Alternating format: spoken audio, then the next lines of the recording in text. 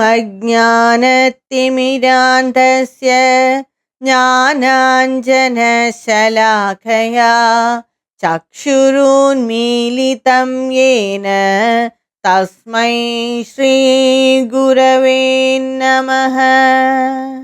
नारायण परावेदा देवा नारायणाङ्गजाः नारायण परालोका नारायण परामखाः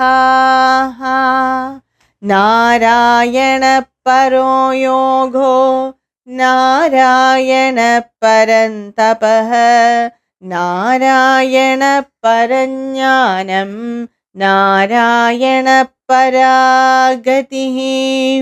तस्मातेकेन मनसा भगवान् सात्वतां पतिः श्रोतव्यकीर्तितव्यश्च ध्येयपूज्यश्च नित्यदा। जयति जगति मायां यस्य कायाधवस्ते वचनरचनमेकं केवलं शाकलय्य ध्रुवपदमपि यातो यत्कृपातो ध्रुवोऽयं सकलकुशलपात्रं ब्रह्मपुत्रं नतास्मि। सर्वेभ्यः नमस्कारः.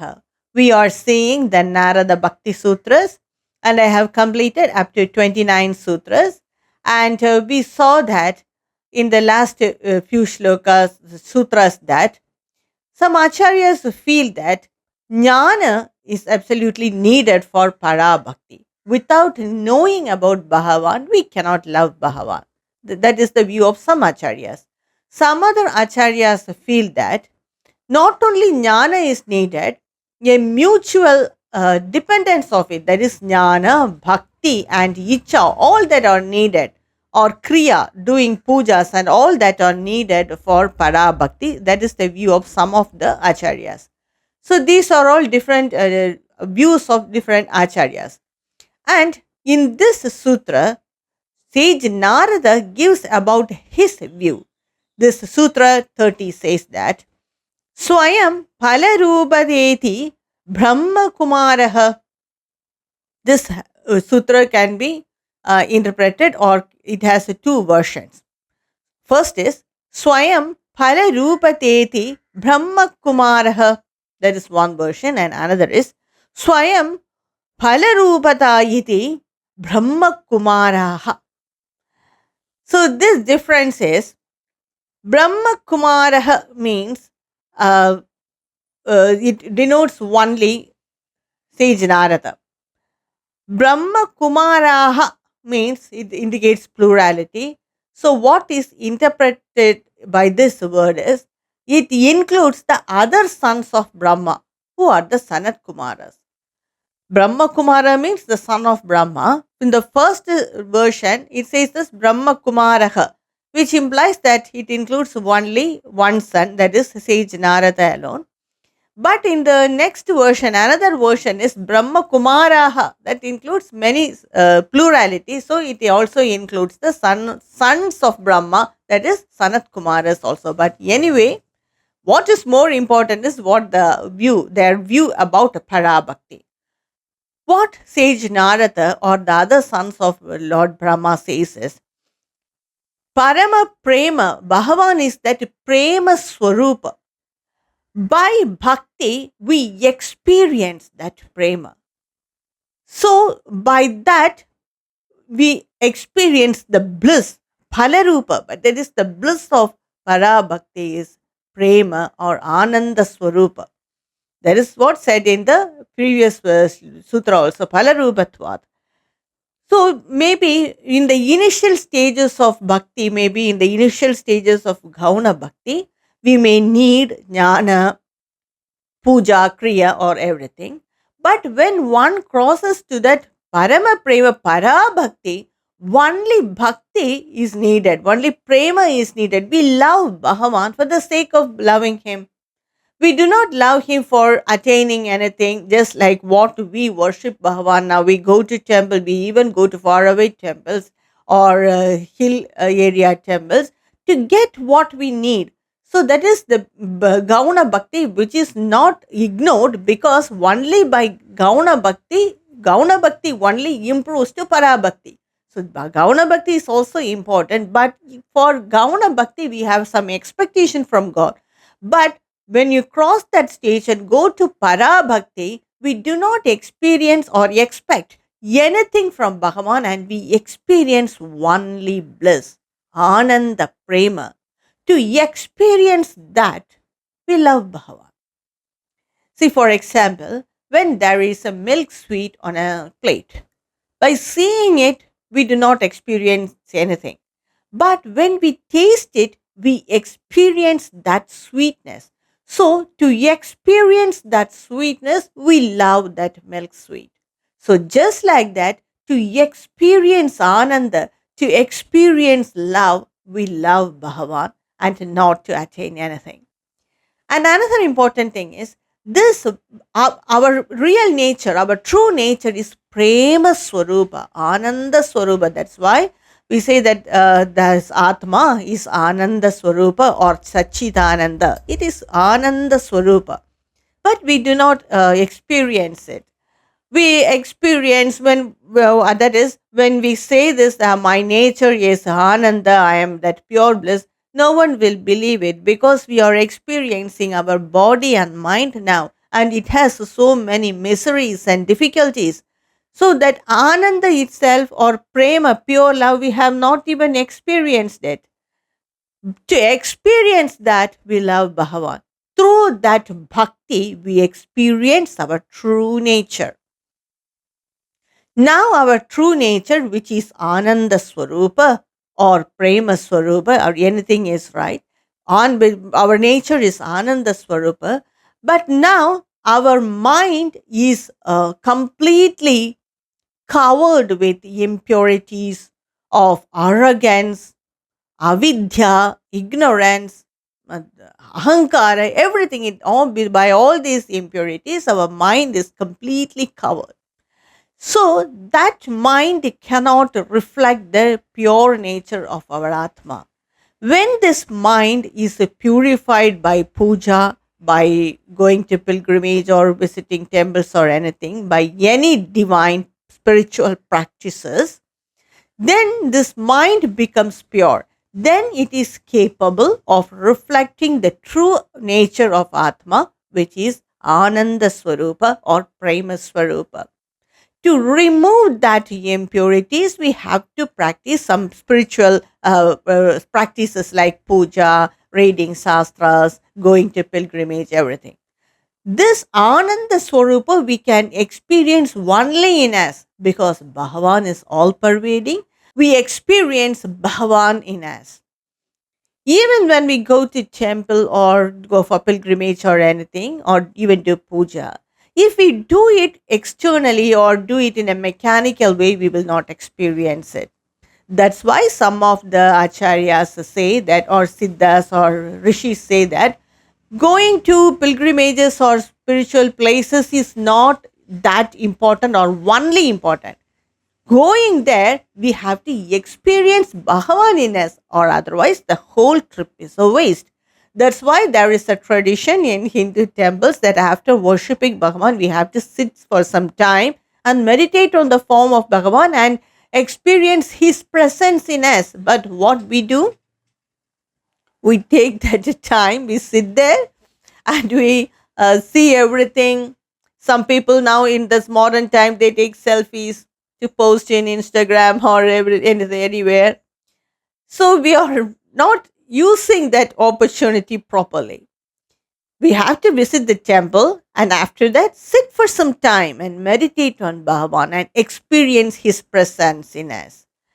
So Narada says that Para Bhakti is experiencing his presence in us and realizing that I am that Ananda Swarupa, which is not different from Bhagavan. Bhagavan is also Ananda Swarupa. I am also Ananda Swarupa. So he is all pervading. Gauna Bhakti has to develop into Para Bhakti, and Para Bhakti reveals our true nature, which is Prema Swarupa or Ananda Swarupa. And Para Bhakti is particularly, especially only for realizing our nature. In initial stages of bhakti, that is Gauna Bhakti, we have so many desires and ambitions in life. To satisfy that, we worship Bhagavan. But Para Bhakti is exclusively to experience our true nature, which is Ananda Swarupa, which is not different from Bhagavan, and Bhakti is also not different from Bhagavan. Because only through Bhakti, that is, Bhakti means what is it? To attaching with that Bhagavan. In the initial stages, it will be Rupa, but when it grows, it will be just chanting mantras or hymn. But again, when it improves, we take our all our from we just detach from our senses and we attach with that bliss in us, Ananda Swarupa in us. So that is the different forms of bhakti. So Narada says that maybe all this jnana and the pujas, everything, shastras are needed in the beginning stages, but when one comes to para bhakti, we love Bhagavan for the sake of loving him. To experience our nature as Ananda Swarupa, we love Bhagavan and we realize that Bhagavan is not different from this Atma because he is all pervading. When we say that, many people hesitate to say that Bhagavan is in me or I am that Atma Swarupa or that Ananda Swarupa. If we are excluded from it, then his all pervading nature will not be true, isn't it? Bhagavan is all pervading, only he is there. His manifestations are there. So I am also the manifestation of Bhagavan. So definitely he resides in me and he is that Ananda Swarupa in me, which is my true nature, which is not different from Bhagavan. So this by Para Bhakti we realizes it. And in the next sutra, Narada, Sage Narada gives a metaphor to explain it more clearly. Even though it is very evident, he gives a metaphor to explain it more clearly. We see Sutra 31. Raja griha bhojanadishu tataiva drishtavat. That is Raja, that is the king, griha, a house, bhojana, food. By all these drishtantas, we can realize it or we can understand this point, says Sage Narada. So, what are these metaphors or drishtantas? The three drishtantas are first is the Raja drishtanta, that is, it's like a story. Once a Raja, along with his family, went for a common festival. There many prajas also came and it was a festival. So all types of people will be there. So the Raja along with the young prince and his queen, everyone, ministers, everyone went for that festival. In that festival, there were many, we can see that in the festival places, there will be many beggars begging for alms and there will be many people who are selling that small things. So that prince was abducted in that festival by some beggars from a group of beggars. Their duty itself like that is that they just abduct small children and train them to beg and they will include them in their group and they will become big group and later on they will become dadas. So the prince was abducted by that group and the Raja searched for him everywhere. The ministers searched. They could not find it because they took him to the forest. There, the group of beggars, the senior beggars, they trained him to beg, changing his costume itself as the had made him as a beggar, complete beggar like that. So they, along with that group, that prince was begging. So many years passed on like that, and they could not find the prince. At one time, after many years, again at the same festival like that, the minister he was attending that function, and he saw among those beggars a boy with very prominent features. And in those time, it is the practice to tattoo the family name or the family symbol on the arms or the shoulders or somewhere. That's what later came now as the tattoos, and they're doing it for some fashion. But in the ancient times itself, in India, this tattoos were there. In Bharata, these tattoos were there, and they used plant dyes and all that things, and they tattooed their family name or symbol like that. So, like this, on that prince's body also, the Raja symbol emblem was tattooed on his arms, but it cannot be removed. So later on, after many years, when that minister saw this boy with very prominent features among the beggars, he went near him, and just like acting as if like giving some alms, he saw the Raja Mudra on his shoulders, and immediately the minister, he called that boy and said that you are not a beggar, you are made as a beggar, but really you are the prince of this nation, country, he said. And the prince also changed. So that time of realization that I am that prince and I am not a beggar is that moment of realization. And the metaphor is like this: the Shastra or the Guru, they reveal us our real nature, and we realize our true nature is Ananda Swarupa. Now we cannot believe it because we are in the costume of begging. I want this, I want that, I must receive love from someone, I must be recognized, my talent must be recognized. So we are begging for love and credit for everything for someone. Now we are in the form of beggars, so we cannot realize it now. But once by Shastra or by the Guru we realize it, that my nature is Ananda Swarupa, then that's the moment of real of ecstasy and happiness, says this Drishtanta. And another Drishtanta, what the sage says is about Griha. Griha is, we all find comfort in our own house, whether it is small or big, or whether it is in an urban area or a rural area. We feel so comfortable in our own house, isn't it? But some people, they have to go to faraway places for work or for business.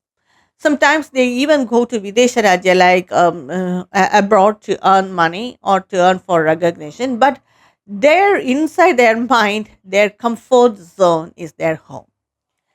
So, like this, one person went for in search of business to everywhere. He earned millions of money, but still his comfort zone was not that millions, but his own home. So, after business, he returned back to his house, and he feels so comfortable in it. So, like that, now we are wandering along with our mind to different places in search of recognition, search of love, in search of what not, everything. But our comfort zone is our Atma. So when all this business are over, when we are fed up with all that, we will come back to our that Atma, which is our original home, which is our comfort zone, says the Rishi. And the next Drishtanta is food. Bhojana. Bhojana means we take food. Do we take food only for tastiness, to taste that? No, definitely not. To appease our hunger. The hunger is there, and so to appease that hunger, we eat that food to get that satisfaction. The satisfaction is inherent in us. Somehow it is lost by some, after some time it is lost. That satisfaction is lost, and we feel hungry, and we take some food. Taste is important, but even if you are hungry, that taste is not at all important. That taste sense is there only for few inches. After that, that satisfaction is important. So to appease that hunger, we take food. We feel satisfied. We live on for some time, we be like that. After some time, again, we lose that satisfaction. Hunger returns. So again, we take some food. So basically, it is for the satisfaction we eat, and not alone for tastiness. This satisfaction we get only by consuming that food, only by taking that food, by seeing the recipe or by seeing the dishes. We will not get that satisfaction. We feel more hungry, maybe. So only by taking that food we feel satisfied. So just like that, we have to experience that ananda. Just by reading it in the scriptures or just by listening to it, we will not feel that satisfaction. For some time we will feel happy, but after that we will forget it. So to feel that satisfaction, we have to experience it. And we experience that satisfaction by Para Bhakti. For that, the mind has to be pure. So it has to be made pure by all those practices. And in that pure mind, the nature of our Atma, that is our true nature, is revealed. And so that's the Drishtanta of the Bhojana food. In the next sutra, also, Sage Narada explains more clearly about these Drishtantas and comparing it with our Atma Swarupa, which I will continue in my next upload. ॐ नमो नारायणाय